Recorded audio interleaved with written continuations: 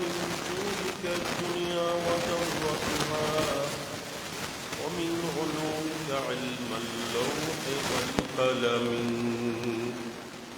صلى الله على النبي الأمي وآله صلى الله عليه وسلم صلاة وسلاما عليك يا رسول الله. صلى الله على النبي الأمي وآله صلى الله عليه وسلم صلاة وسلاما عليك يا رسول الله. صلى الله على النبي الأمي وآله صلى الله عليه وسلم صلاة وسلاما عليك يا رسول الله. الحمد لله আল্লাহ তাআলার রহমতে পবিত্র কোরআনে কারীমের সূরা আল ইমরানের 126 থেকে 132 নং আয়াত তিলাওয়াত করার এবং আপনাদেরকে তিলাওয়াত শোনার আল্লাহ তাআলা তৌফিক দান করেছেন। আলহামদুলিল্লাহ। ইনশাআল্লাহুল আজিজ এই আয়াতসমূহের উপরে সংক্ষিপ্ত আলোচনা পেশ হবে। রব্বুল আলামিন জাল্লা জালালুহু আমাকে যতক্ষণ আমি বলি আমাকে সহি শুদ্ধ বলার, আপনাদেরকেও সহি শুদ্ধ শোনার, এর উপর আল্লাহ তাআলা আমাদের সকলকে যেন আমল করার তৌফিক দান করেন। পূর্বে আলোচনা হয়েছে আগের আয়াতসমূহের মধ্যে যে আল্লাহ পাক সুবহানাহু ওয়া তাআলা বদরের ময়দানে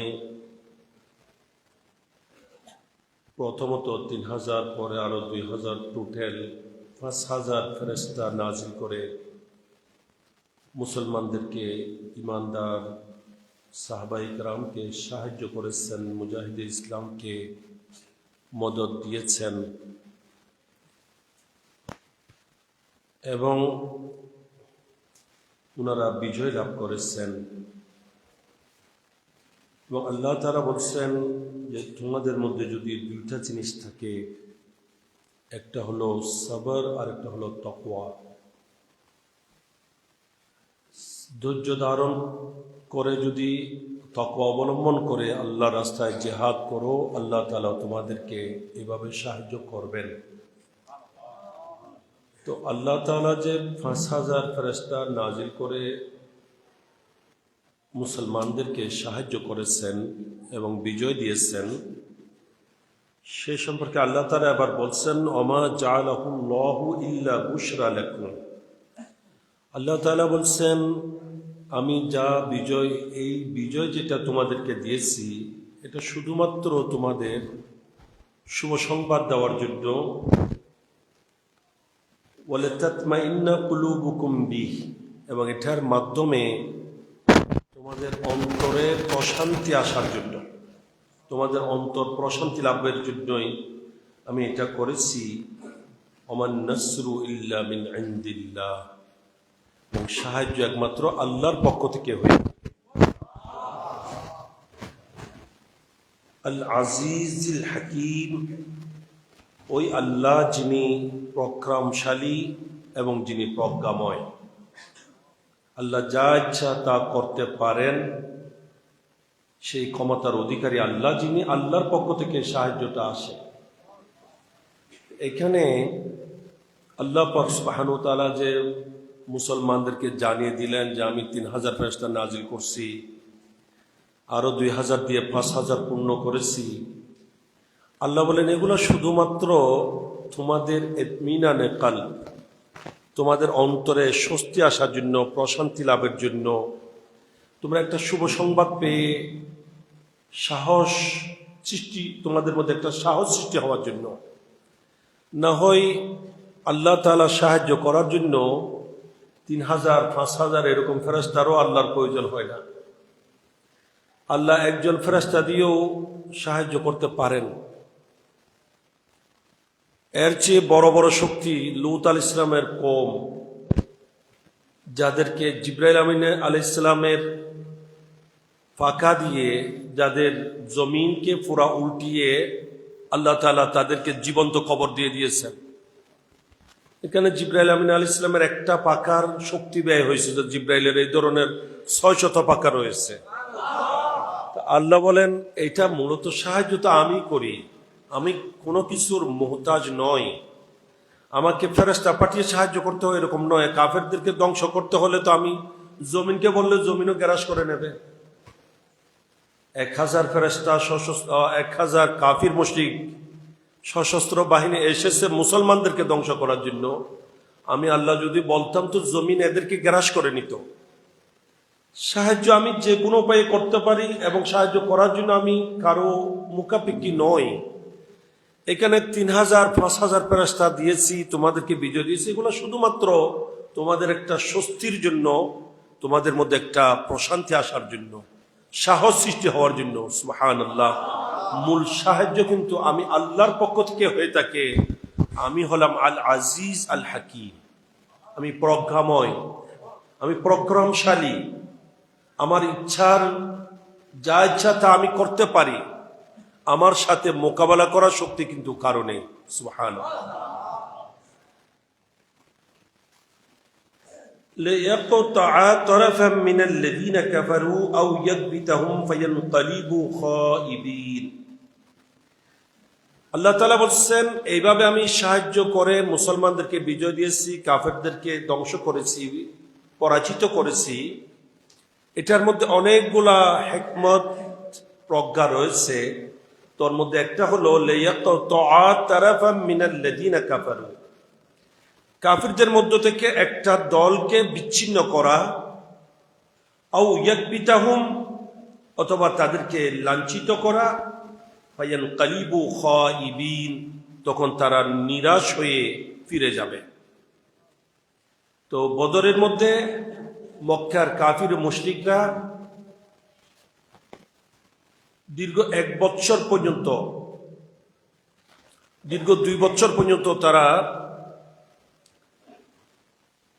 স্বর্ণ চাঁদি যা কিছু ছিল তাদের সবকিছু বিক্রি করে ওই টাকা দিয়ে অস্ত্র শস্ত্র কিনে একেবারে দীর্ঘ 2 বছর পর্যন্ত প্রস্তুতি নিয়ে, তাদের সর্বশক্তি নিয়ে, সশস্ত্র বাহিনী নিয়ে, অস্ত্র শস্ত্রে সজ্জিত হয়েই তারা এসেছিল যে এখনো মুসলমানের সংখ্যা নগণ্য,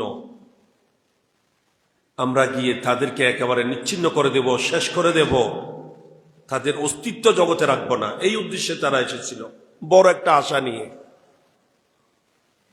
কিন্তু আল্লাহ তাআলা তাদেরকে এমন করলেন যে তারা যদিও সংখ্যায় 1000-এর ঊর্ধ্বে ছিল, মুসলমানের সংখ্যা মাত্র 313 জন, তাও অস্ত্র শস্ত্রহীন।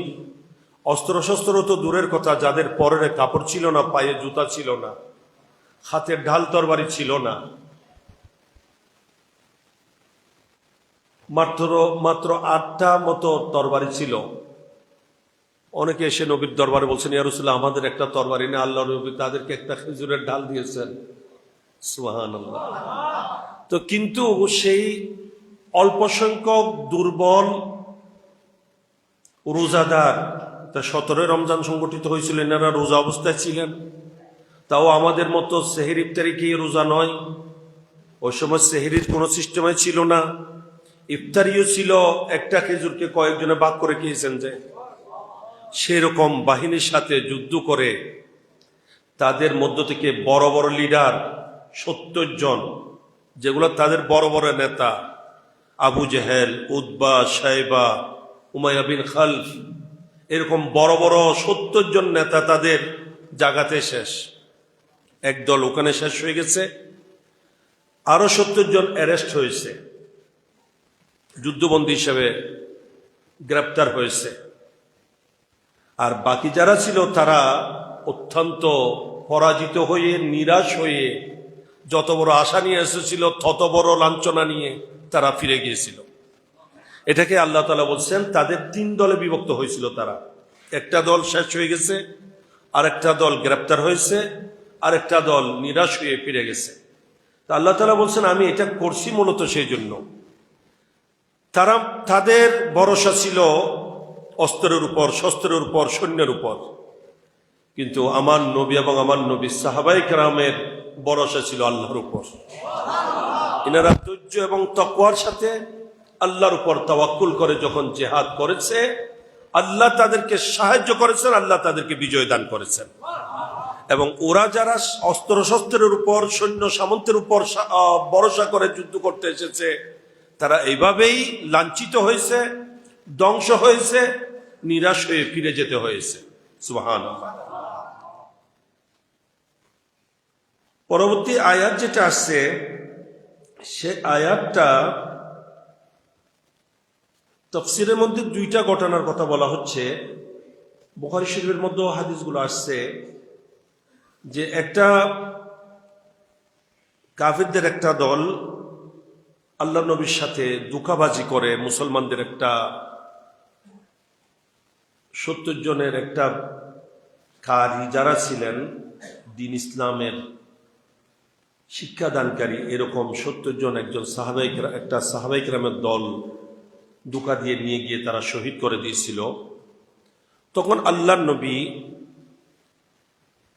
তাদের উপর, ওই সমস্ত কাফিরদের উপর আল্লাহর নবী ফজরের নামাজের পর আল্লাহর নবী বদদোয়া করেছিলেন কুনুতে নাজেলার মাধ্যমে। এটা কুনুতে নাজেলা যেটা, এটা ফজরের নামাজের পর দ্বিতীয় রাকাতের রুকু থেকে উঠে রব্বানা ওয়ালাকাল হামদ বলার পর এই কুনুতে নাজেলাটা আল্লাহ নবী পাঠ করতেন। সেখানে আল্লাহ নবী তাদের নাম ধরে ধরে তাদের জন্য বদদোয়া করতেন, লানত দিতেন।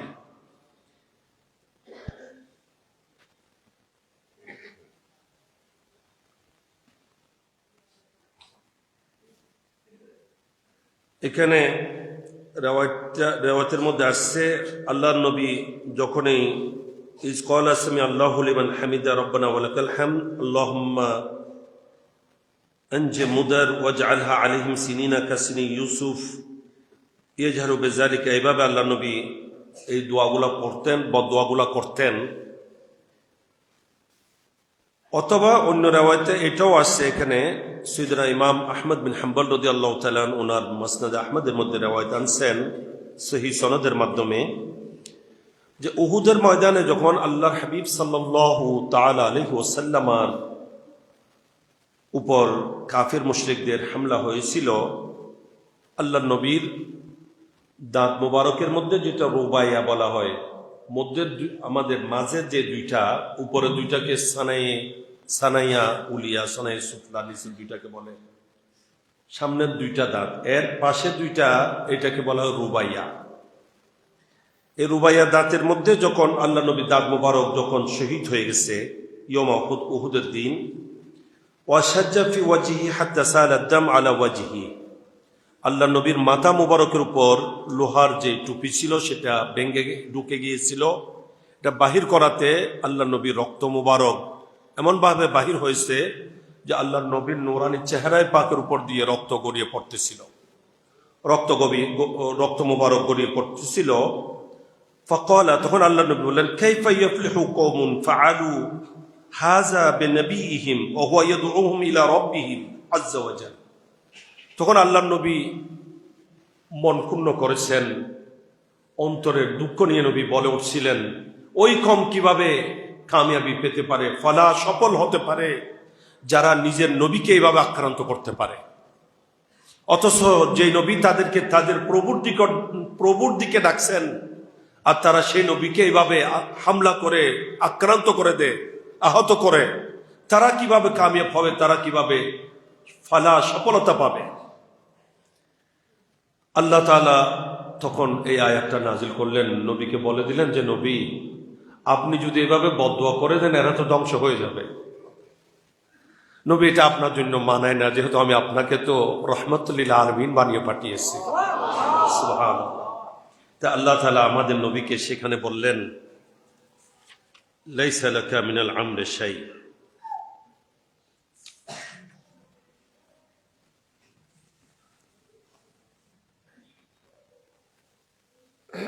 আল্লাহ তাআলা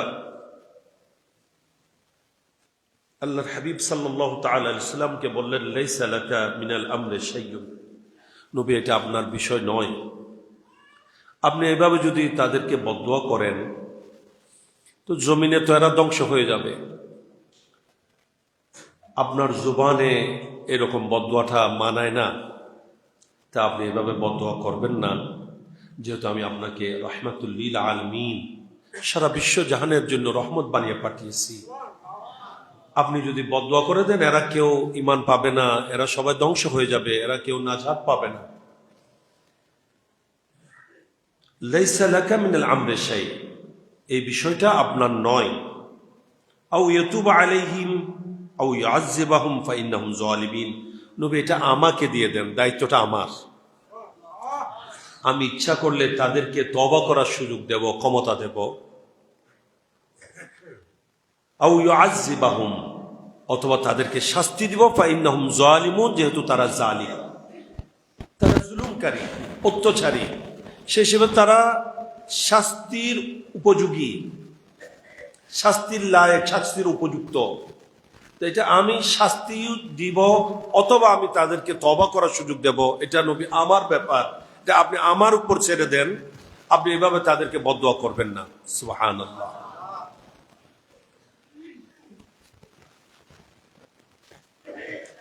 তো এইতে দেখা গিয়েছে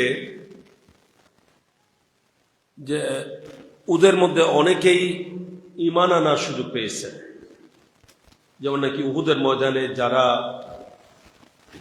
এভাবে মুসলমানদের উপর মারাত্মকভাবে হামলা করেছিল, তাদের মধ্যে আবু সুফিয়ান রাদিয়াল্লাহু তাআলা সহ অনেকেই ছিলেন। পরবর্তীতে এরা ঈমান লাভ করেছেন, তওবা করে ইসলামের দায়রার মধ্যে আসার সুযোগ পেয়েছেন। তো ওই দিন যদি আল্লাহ নবীর এইভাবে বদদুয়াটা হয়ে যেত তাহলে তো তাদের ধ্বংস অনিবার্য, কারো ঈমানও নসিব হতো না এবং দুনিয়াতেই তারা শাস্তি পেয়ে যেত, ধ্বংস হয়ে যেত। এখানে এই কথাও প্রমাণ হয় যে হাদিস সমূহের মধ্যে রয়েছে, আল্লাহ নবী দীর্ঘদিন ধরে নামাজে কুনুতে নাজলা পড়তেন। এটাকে কুনুতে নাজেলা পড়া হয়, যেগুলাতে যেখানে আল্লাহ নবী কাফের মুশরিকদের জন্য বদদুয়া করেছিলেন, লানত করেছিলেন। তো এইটা এই আয়াত দ্বারা, লাইসা লাকা মিনাল আমরি শাইউন, এই আয়াত দ্বারা সেটা মনসুখ হয়ে গেছে, রহিত হয়ে গেছে। এই জন্য আমাদের হানাফি মাযহাব মতে ফজরের নামাজে আর কিনায় কুনুতে নাজেলা নেই, এটা রহিত হয়ে গেছে, এখন আর জায়েজ নেই এটা। এখন অনেকে দেখা যায় ওই হাদিসের কথা মানে হাদিস মেনে কুনুতে নাজেলা পড়ে, বিশেষ করে আহলে হাদিসরা, অথচ কুনুতে নাজেলা এটা কোরআন দ্বারা কি হয়ে গেছে, রহিত হয়ে গেছে। এখন কুনুতে নাজেলা পড়ার আর কোনো সুযোগ নেই।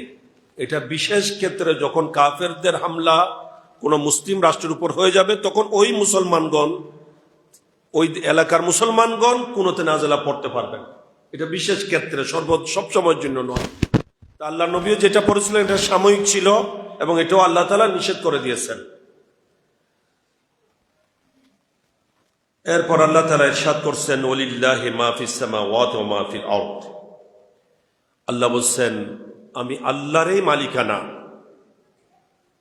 আমার এই মালিকানার মধ্যে রয়েছে মা ফিস সামাওয়াতি ওয়া মা ফিল আরদ, আসমান সমূহের মধ্যে যা কিছু আছে এবং জমিনে যা কিছু আছে, অর্থাৎ ঊর্ধ্ব জগৎ আর নিম্ন জগৎ, সারা সৃষ্টির মধ্যে যা কিছু আছে, আল্লাহ বলেন সব আমার এই মালিকানাধীন, এগুলো আমি আল্লাহর জন্য। ইয়াগফিরু লিমান ইয়াশা, আল্লাহ যাকে ইচ্ছা তাকে ক্ষমা করবেন। কোন অপরাধীকে যদি আল্লাহ ক্ষমা করেন এটা আল্লাহর ইচ্ছা। ওয়া ইউআযযিবু মান ইয়াশা, এবং যাকে ইচ্ছা তাকে আল্লাহ আযাব দেবেন। যাকে ইচ্ছা বলতে যে কোনো অপরাধীকে আল্লাহ তাআলা ইচ্ছা করলে কোনো অপরাধীকে ক্ষমা করে দেবেন, ইচ্ছা করলে কোনো অপরাধীকে আযাব বা শাস্তি দেবেন। ক্ষমা করলে এটা হচ্ছে আল্লাহর দয়া, আযাব দিয়ে থাকলে এটা হচ্ছে আল্লাহর বিচার। আল্লাহু গফুরুর রহিম, কিন্তু আল্লাহ বলেন আমি কিন্তু ক্ষমাশীল এবং দয়াবান। সুবহানাল্লাহ। তো বান্দাদের জন্য এটা বড় খুশখবরি। আল্লাহ বলেন, আমি সারা বিশ্ব জাহানের মালিক, সবকিছু আমার নিয়ন্ত্রণাধীন, আমার কন্ট্রোলে। আমি যদি কাউকে ক্ষমা করে দিই, এটার জন্য কেউ আমাকে প্রতিবাদ করার শক্তি কারো নেই, কাউকে আমাকে জবাবদিহি করতে হবে না। তাই বন্দা, তুমি যত বড় অপরাধী হও না কেন, আমার রহমত থেকে নৈরাশ হইও না, আমার দিকে আসো, আমার কাছে দুই হাত তুলে চোখের পানি ছেড়ে কান্না করো, ক্রন্দন করো। আমি তোমার চোখের পানি পড়তে দের হবে, আমার ক্ষমা করতে দের হবে না। যত বড় অপরাধ, তোমার গুনাহ হয়তো 60 বছর, 70 বছর, 80 বছর সময় লেগেছে এতগুলা গুনাহ করতে, আমার গুনাহগুলা ক্ষমা করতে 1 সেকেন্ডও লাগবে না, এর আগেও আমি ক্ষমা করে দিতে পারি।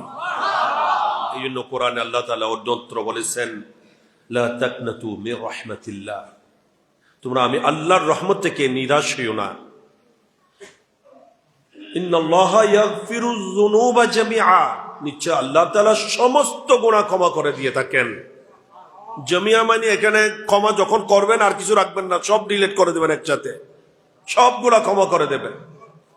ওই ক্ষমাশীল আল্লাহ। তাই আল্লাহ বান্দাদেরকে, গুনাহগার বান্দাদেরকে আল্লাহর দিকে ডাকছেন, বান্দা আমাকে ফেলে আমার দিকে না আসে কোন দিকে যাচ্ছ, আমার দিকে না আসে কোন দিকে যাচ্ছ, কোথাও যাওয়ার জায়গা নেই, আমার দিকে ফিরে আসো। আমি দয়াবান মেহেরবান খুদা, ক্ষমাশীল আল্লাহ, তোমাকে দয়া করার জন্য অপেক্ষা করছি, তুমি আসো, আমি ক্ষমা করে দেব। আর যদি না আসো তবে শাস্তিও আমার কঠিন শাস্তি। এই জন্য কোরআনে আল্লাহ তাআলা বলছেন, নব্বি ইবাদি আন্নী আনাল গফুরুর রহিম ওয়া আন্না আযাবি হুয়াল আযাবুল আলীম। আল্লাহ বলেন, নবী আপনি আমার বান্দাদেরকে জানিয়ে দিন, খবর দিন, নব্বি ইবাদি আন্নী আনাল গফুরুর রহিম, আমার ব্যাপারে এই কথা জানিয়ে দিন যে আমি ক্ষমাশীল, আমি দয়ালু। অর্থাৎ যদি আমার কাছে ক্ষমা প্রার্থনা করে, আমার কাছে এসে যদি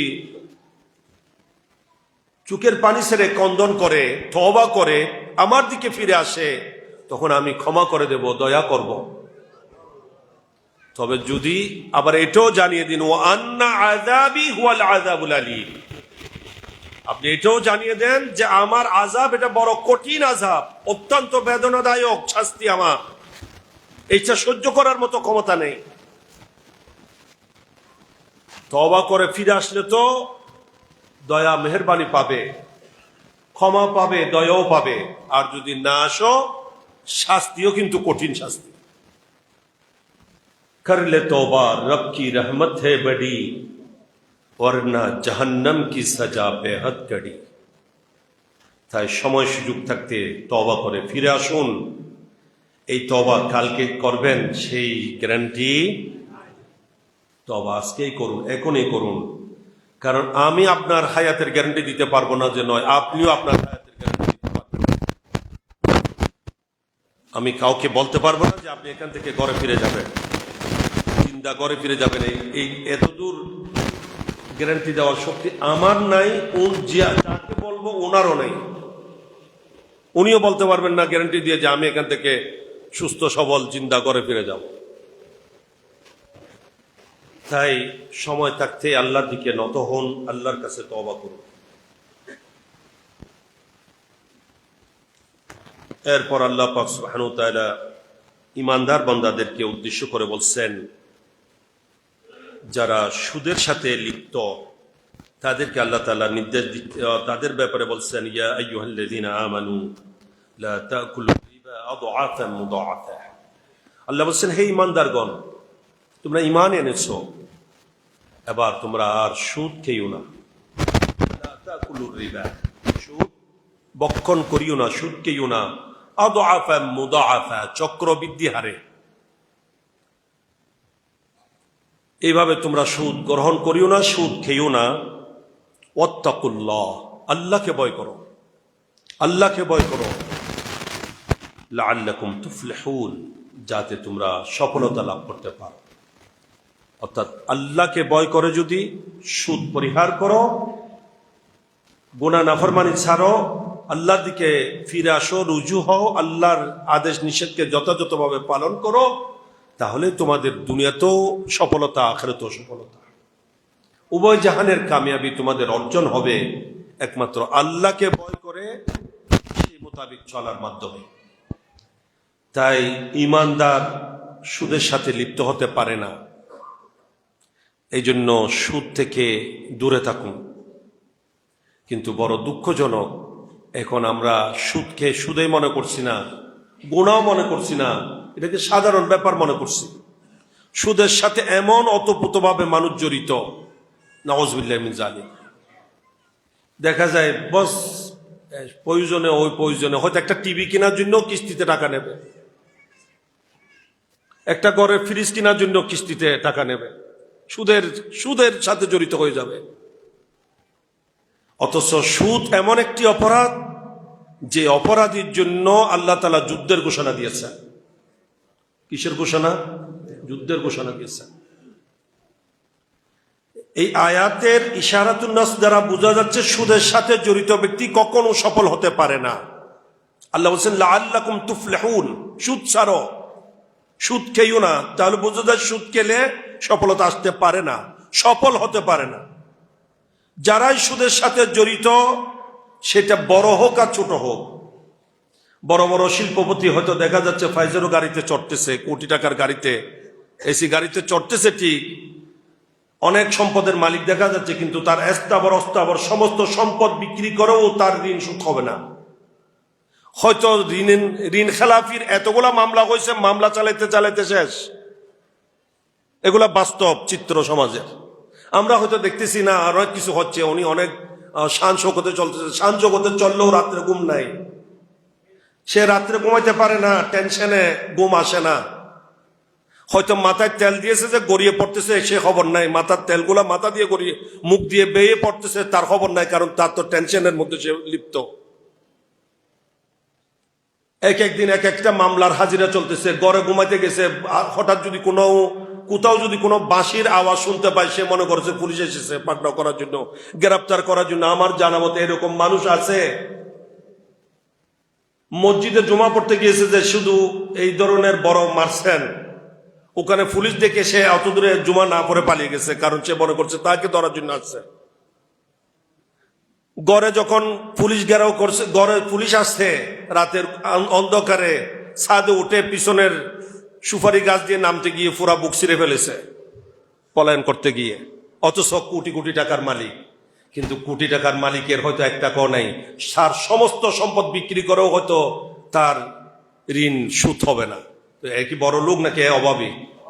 এর চেয়ে বড় গরিব মানুষ হয়তো সমাজে পাওয়া যাবে না। অনেকের অভাব হয়তো 1000-2000 টাকা, তার কোটি টাকার অভাব, 100 কোটি 200 কোটি টাকার ঋণ। তাহলে সে তার মতো বড় অভাবী আর কে আছে? এগুলার মধ্যে সুখ নাই। সুখ হচ্ছে আল্লাহ রসুলের নির্দেশনা মানার মধ্যে। এই জন্য সুদের সাথে জড়িত যারা হয়েছে, ধ্বংস ধ্বংস ধ্বংস। যদি বলেন যে না হুজুর সুদের সাথে কারবার করে অনেক বড় হয়ে গেছে, মিথ্যা, কোরআন মিথ্যা হয়ে যাবে। নাউযুবিল্লাহি মিন যালিক। ওয়াত্তাকুন নাস। এবার আল্লাহ তাআলা বলছেন জাহান্নাম থেকে বাঁচো, আগুন থেকে বাঁচো। আল্লাতী উইদ্দাত লিল কাফিরিন, যেটা কাফিরদের জন্য তৈয়ার করা হয়েছে। তো তুমিও যদি আল্লাহর নাফরমানি করে সেই জাহান্নামে যাও, তাহলে কি হবে একটু চিন্তা করো। এখানে আল্লাহ তাআলা বলতেছেন আমার নির্দেশ মেনে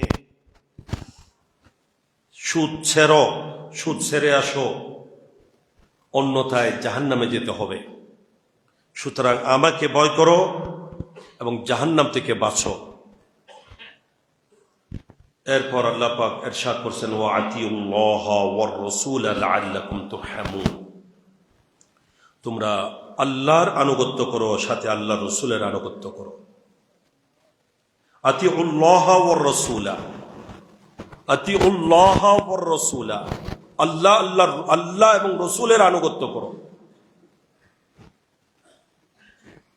এখানে আল্লাহর আনুগত্যের সাথে রাসূলের আনুগত্যকে আল্লাহ তাআলা এক করে দিয়েছেন। এবং কোরআনে এই কথাও আল্লাহ বলেছেন ওয়ামান ইউতিউর রাসূলা ফাকাদ আতা আল্লাহ, যারা আমার রসুলের আনুগত্য করে তারাই আমি আল্লাহর আনুগত্য করে। রসুলের আনুগত্য ছাড়া আল্লাহর আনুগত্য হয় না। 30 পারা কোরআনে কোন বন্দা এই কথা দেখাইতে পারবে না যে কোথাও এই কথা বলা হয়েছে যারা আল্লাহর আনুগত্য করে তারা রসুলের আনুগত্য করলো। এরকম কোন আয়াত কোন বন্দা দেখাতে পারবে না। আমি ওপেন চ্যালেঞ্জ করছি। তবে এই কথায় কোরআনে আছে মান ইউতিউর রাসূলা ফাকাদ আতা আল্লাহ, যারা আমার রসুলের আনুগত্য করে তারা আমি আল্লাহরে আনুগত্য করলো। আল্লাহ পাক সুবহানাহু ওয়া তাআলা আল্লাহর আনুগত্যের সাথে রসুলের আনুগত্যকে এক করে নির্দেশ দিচ্ছেন, আমি আল্লাহ এবং আমার রসুলের আনুগত্য করো। আর এখন বলা হচ্ছে আল্লাহর সাথে রসুলের নাম নিলে শিরক হয়, লা ইলাহা ইল্লাল্লাহর সাথে মুহাম্মদ রাসূলুল্লাহ বলে শিরক হবে, একদিকে আল্লাহ আর একদিকে মুহাম্মদ লিখলে শিরক হয়। এগুলাই আমাদেরকে নতুন করে যেন ইসলাম দেওয়া হচ্ছে, ইসলাম শেখানো হচ্ছে, নাউযুবিল্লাহি মিন যালিক। অথচ যারা আল্লাহ এবং আল্লাহ থেকে নবীকে দূর পৃথক করতে চায়, এরা বলে এরা আল্লাহর সাথে নবীকে মিলিয়ে দিচ্ছে। আমরা কে মিলানো? তুমি দেখাও যে আল্লাহ কখন নবীকে আল্লাহ থেকে পৃথক করেছেন।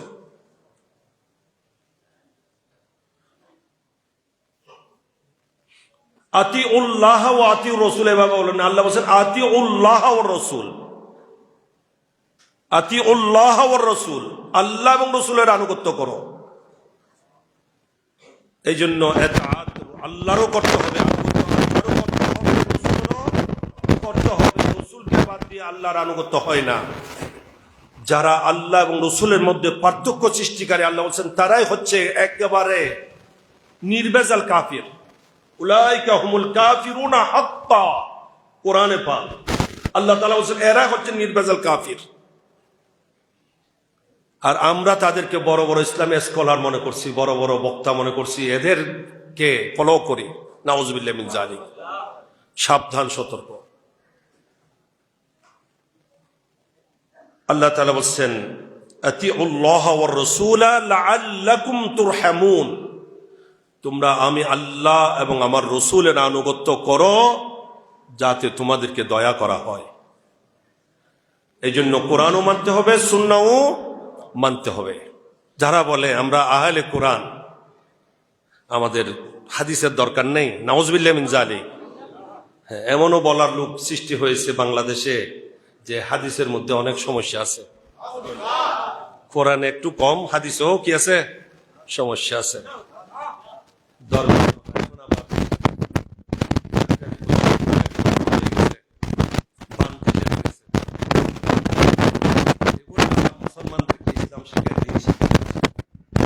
এই যে আলে হাদিস আলে খবিস দল, এরাই সৃষ্টি করেছে বাংলাদেশে। বহির্বিশ্বের টাকা পাওয়ার জন্য এরাই করেছে এগুলা। তাদেরকে আর্থিকভাবে সহায়তা দিয়ে এদেশে প্রতিষ্ঠিত করেছে। নাউযুবিল্লাহি মিন যালিক।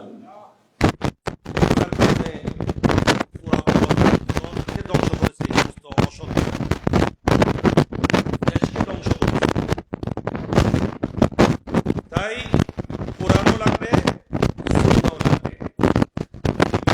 আল্লাহকেও মানতে হবে, নির্দেশও মানতে হবে। আল্লাহ বলেন আমার নবীর নির্দেশ, এটা আমার নির্দেশ। যে আমার নবীর আনুগত্য করলো সে আমার আনুগত্য করলো।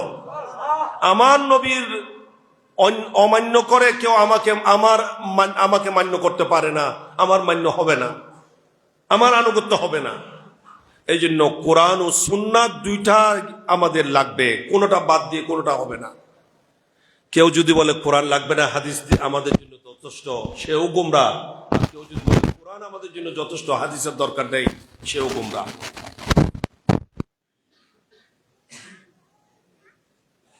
আল্লাহ পাক সুবহানাহু ওয়া তাআলা আমাদেরকে সঠিকভাবে দ্বীন ধর্ম মেনে আল্লাহ এবং রসুলের নির্দেশনা মোতাবিক জীবন অতিবাহিত করে উভয় জাহানের কামিয়াবি, সফলতা, শান্তি, মুক্তি, উন্নতি, তরক্কি লাভের তৌফিক দান করুন। আল্লাহ পাক আমাদেরকে দু জাহানের মধ্যে শান্তি মুক্তি নসিব করুন। আমিন। ওয়া আখির দাওয়ানা আলহামদুলিল্লাহ।